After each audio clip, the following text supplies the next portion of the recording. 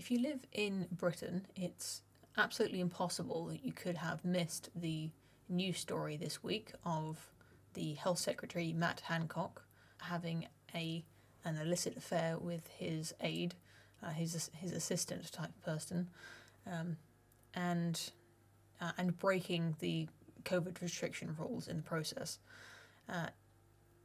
He has since been fired from his position as Health Secretary. I believe he's still an MP, a Member of Parliament, and there is absolutely no shortage of analysis on the subject. I've seen a number of other YouTube commentators talking about it. I've seen articles about it. I've, of course, seen the photo that was released at first, and also the short video that was released subsequently, which showed the encounter that was caught on CCTV that leaked to the Sun newspaper, which is how this all came to be known by the general public. I won't be putting the photo or the video in this video because I find it so just very unnerving to watch. It's just horrible to think about being either one of these people's spouses and watching this. Both of the people involved were married and had 3 children each. The analysis on the subject, I think it has been lacking one particular point that I would like to add. If you'll indulge me in just one more video on the subject after you've seen everyone else's take. Last year, when Dominic Cummings broke the COVID lockdown social distancing restrictions in order to drive to Durham to seek care for his family who were coming down with COVID at the time. My point that I made at the time was that all rules have extenuating circumstances that justify the breaking of those rules. There are situations in which any rule can be understandably broken, and it's not fair to punish that person for breaking that rule in these circumstances, or if they are punished, then it's at least it's still worth it. It was still justified. The fact that people are comparing the situation with Dominic Cummings last year to this situation with Matt Hancock and this leaked video, the knowledge that he was cheating on his wife with a woman that he worked with, and therefore breaking COVID restriction rules. I mean, there is a comparison to be made there, but it's not a comparison of two similar things, in my opinion. And it all comes down to what is a good reason to break this kind of rule. And I think all of us who've been living under lockdown have been tempted at one time or another to break the rules, to see our friends, our family, to attend events that we're not allowed to go to. I've no doubt that there are people watching this video who have, on multiple occasions, have flouted the rules in order to do something that they'd like to do. But I doubt that there's anyone watching this video who has done anything who has broken the rules for quite such a stupid reason as to cheat on one's wife. To cheat on one's spouse is possibly the very worst reason why you should break the COVID restriction rules. The debate about Matt Hancock seems to come down to, well, was it bad that he cheated on his wife, or was it bad that he broke these rules that, by the way, he was very instrumental in imposing, enforcing? He decided on these rules. He was the absolute face of this entire lockdown social distancing movement. He was the one who we often saw on television, especially if Boris Johnson wasn't available to take the briefings. Then it was usually Matt Hancock who gave the presentation, describing the situation, talking about everything to do with COVID. Because he is the health secretary, he's become hugely famous for that reason. A household name in terms of politics. Probably one of the few politicians that can commonly be named by even children in this country. So to be the face of social distancing and COVID restrictions, and to be breaking the rules as he was doing it. These The footage that was leaked was from April, I believe. But the point is that it's one thing to break a COVID rule. I'm sure that we've all been doing it to lesser and greater extents over the past 2 years, and yet it's much worse for the person who's in charge of these policies, who is enforcing these rules, to break them himself. That's obvious. That hypocrisy is, I think, it's so obvious it's not even worth stating. And I think it is exactly that hypocrisy that has made this story such a sensation, as well as just the fact that it involves an illicit affair, and that there is actual photographic evidence of the affair that is easily shareable, memeable. It's just such a salacious sort of image. It really grabs headlines in a way that nothing else can, and so the story is just dynamite.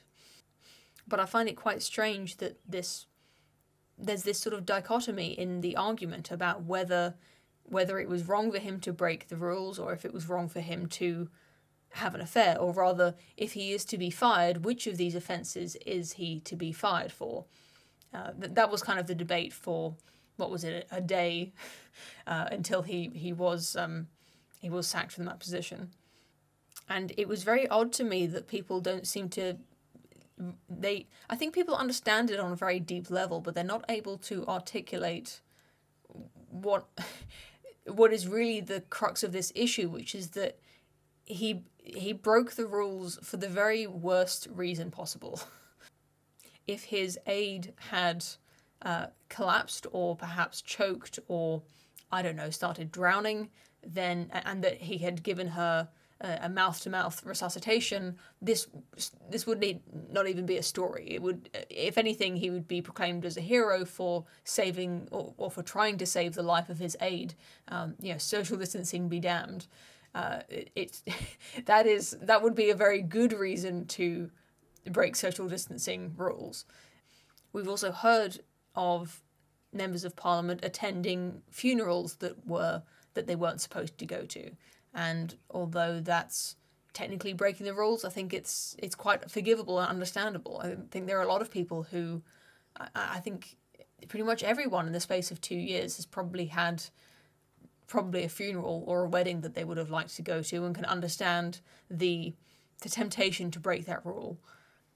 And as you'd expect, the stories of the politicians who went to funerals, or who had meetings when they weren't supposed to, they're publicised, but they're not nearly as outrageous, because it's just not, because it is so relatable for everybody, I think.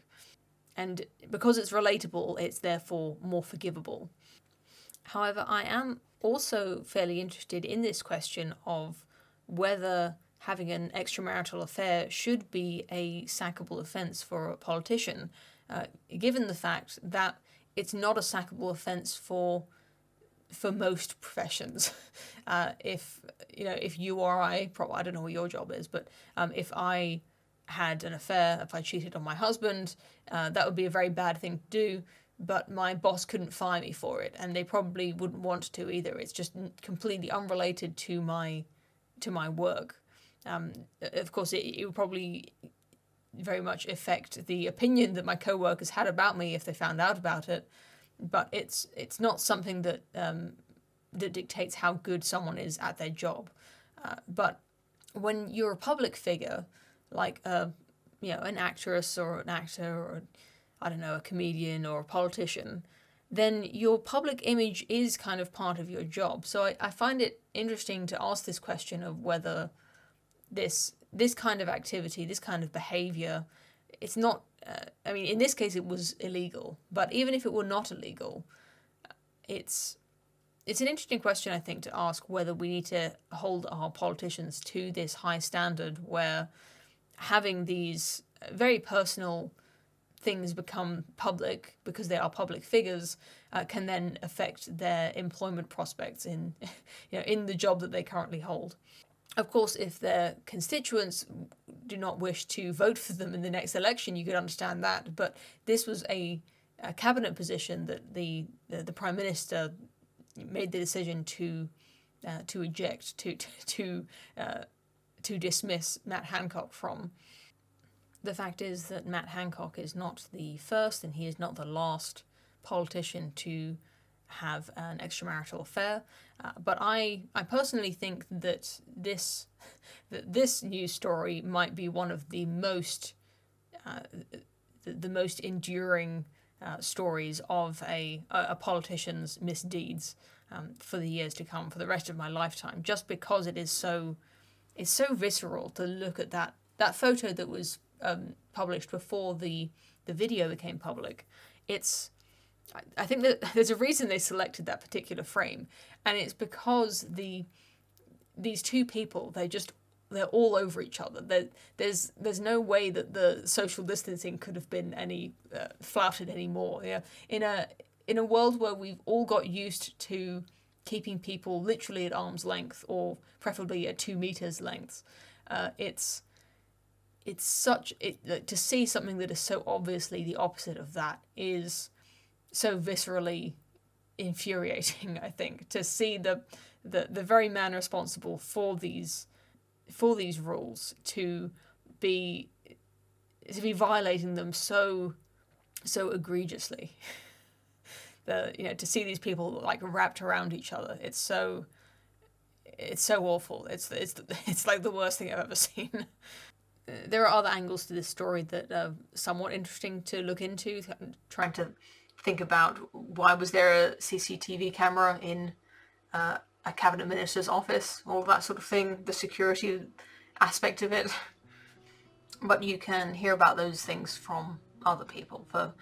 For me, that's all I have to say, and I'm sorry that it's been a while since I've come to you in a one-to-one edited, some semi-scripted video, and that the story that I chose to return on was something so what should I say, so mainstream and so obvious. But I guess, just like all of the headlines, I just couldn't resist.